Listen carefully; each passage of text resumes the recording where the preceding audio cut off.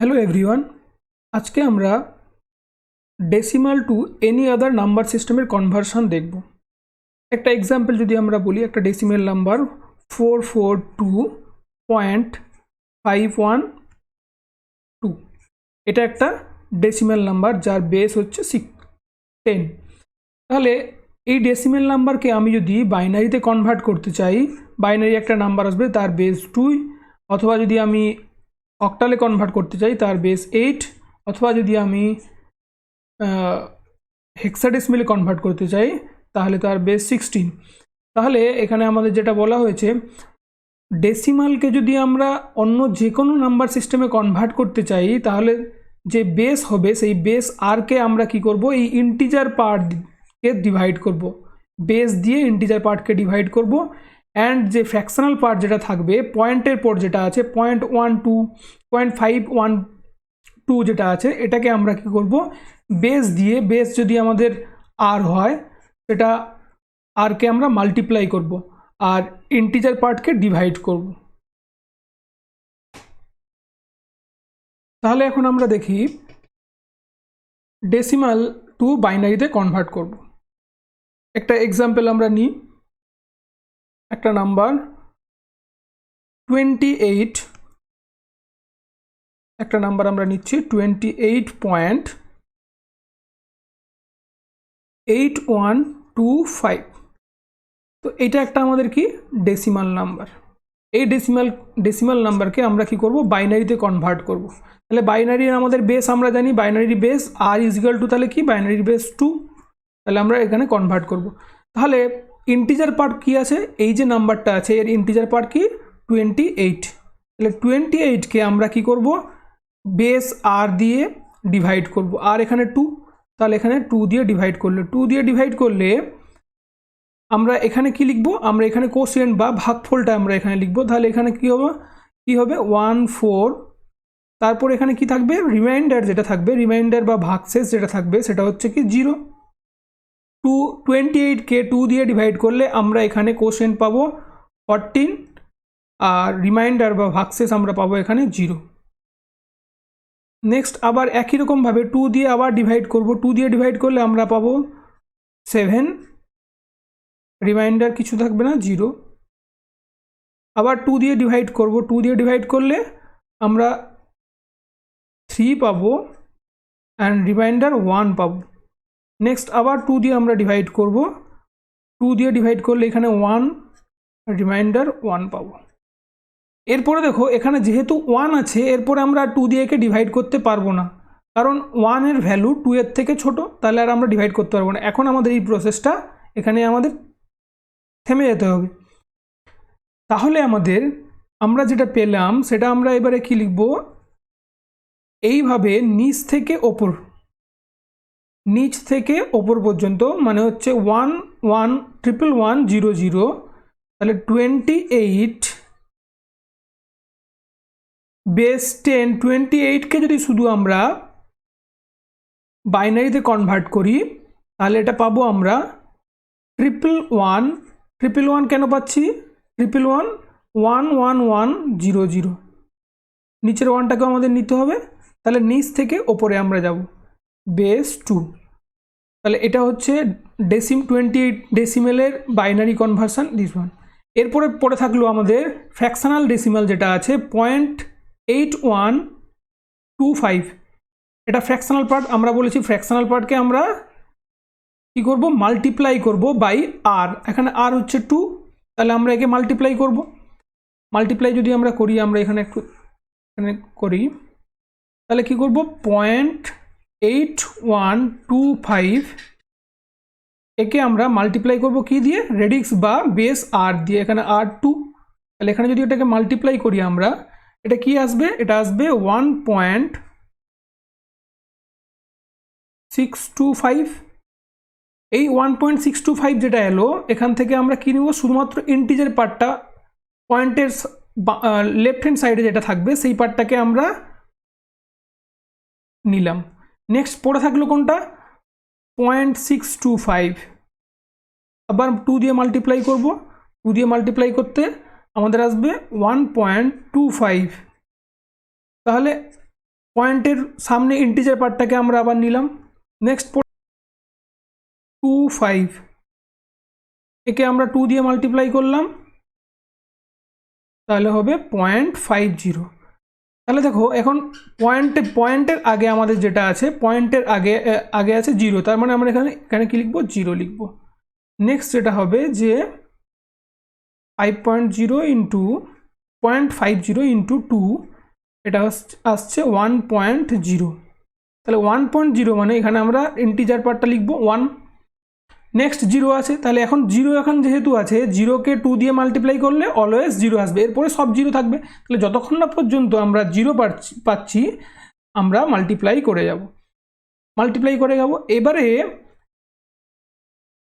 Fractional part যেটা আছে, fractional part তাহলে 0.8125, এটা আমাদের ডেসিমাল। এই ডেসিমেলকে আমরা বাইনারিতে কনভার্ট যখন করব তখন আমরা কি করব, ওপর থেকে নিচ দিয়ে আমরা লিখব, ওপর থেকে নিচে। ওপরে কি আছে 1101, তাহলে কি হবে 0.1101। লাস্টে আমরা 0 লিখতেও পারি, না লিখতে পারি, কোনো কিছু এসে যায় না, বেস 2। তাহলে ফ্র্যাকশনাল পার্টের কনভার্সন, ফ্র্যাকশনাল ডেসিমেল পার্টের কনভার্সন এভাবে আমরা করব, মাল্টিপ্লাই করে। তাহলে পুরোটা যদি আমরা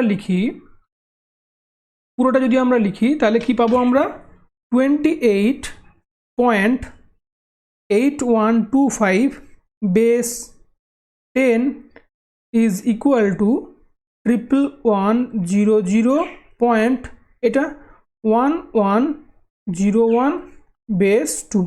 তাহলে এইভাবে আমরা কি করলাম, ডেসিমাল টু বাইনারিতে কনভার্ট করলাম।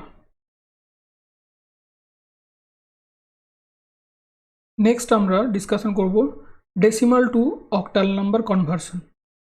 সেম এক্সাম্পল আমরা নেব, নাম্বার 28.8125, এটা একটা ডেসিমাল নাম্বার।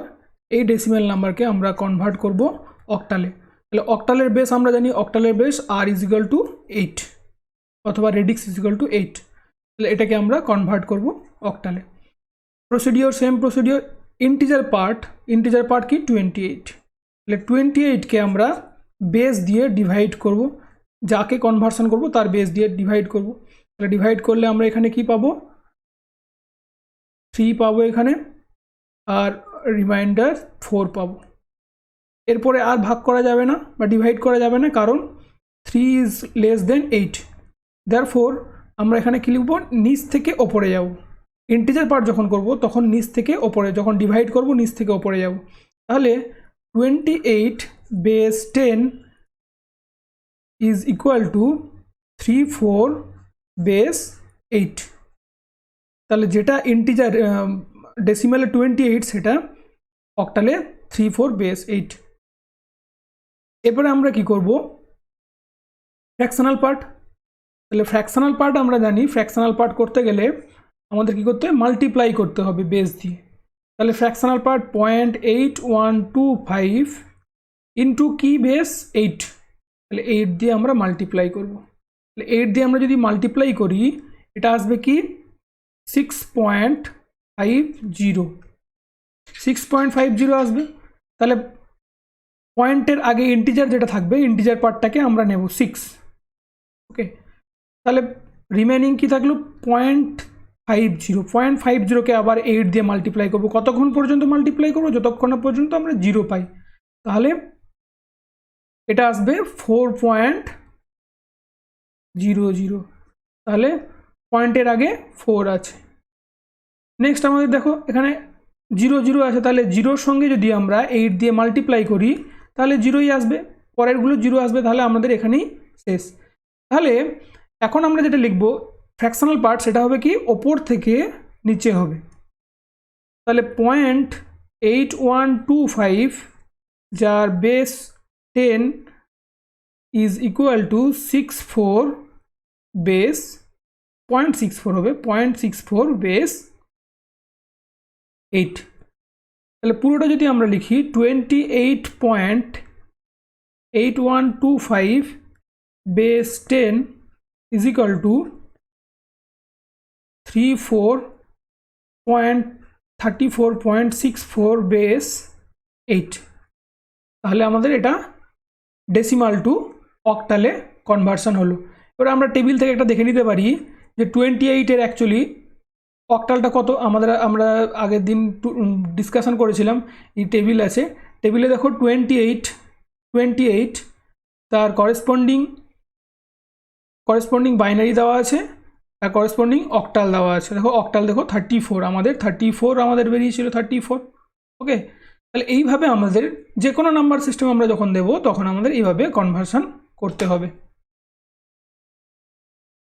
নেক্সট দেখো আমরা ডিসকাশন করব ডেসিমাল টু হেক্সাডেসিমাল। তাহলে হেক্সাডেসিমালের বেস অথবা আর ইজ ইকুয়াল টু কি 16।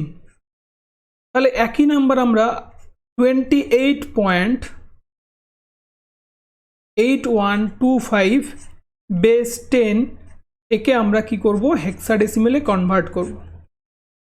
তাহলে ইন্টিজার পার্ট, এখানে দুটো পার্ট আছে, একটা ইন্টিজার একটা ফ্র্যাকশনাল পার্ট। ইন্টিজার পার্ট 28, তাহলে 28কে আমরা কি করব, বেস দিয়ে ডিভাইড করব। হেক্সাডেসিমালের বেস 16 দিয়ে যদি আমরা ডিভাইড করি তাহলে আমরা এখানে কি পাবো, এখানে আমাদের এটা হচ্ছে আমাদের কোশিয়েন্ট বা ভাগফল, আমাদের এটা পাবো। তো এখানে আমাদের 1 দিয়েই ভাগ হবে, তাহলে 1 দিয়ে যদি আমরা ডিভাইড করি তাহলে আমাদের রিমাইন্ডার কি কত থাকবে, রিমাইন্ডার থাকবে 12।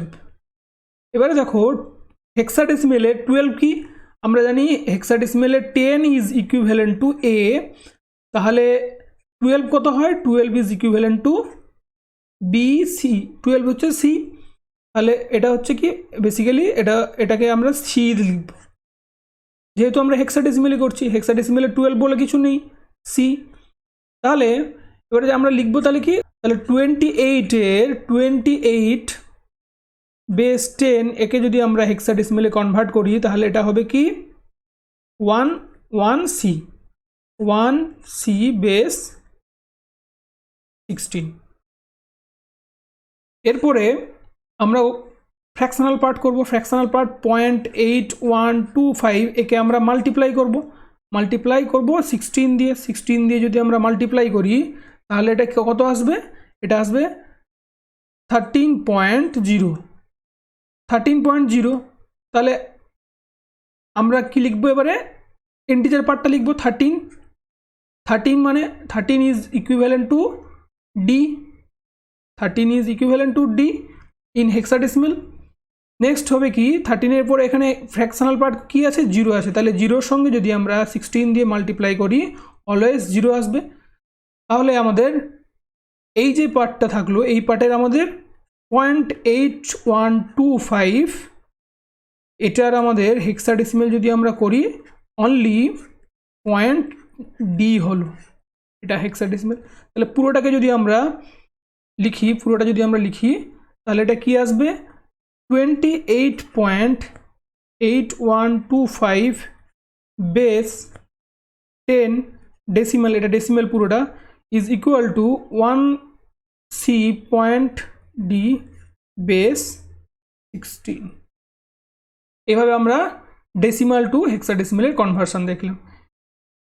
আমরা টেবিল থেকে এটা আমরা আবার দেখতে পারি 28-এর হেক্সাডেসিমাল কি হয়, দেখো 28 ডেসিমাল নাম্বার যদি 28 থাকে তার হেক্সাডেসিমাল 1C। তো আমরা টেবিল থেকেও দেখতে পারি, আর প্রসেসটা হচ্ছে এইভাবে আমরা করব।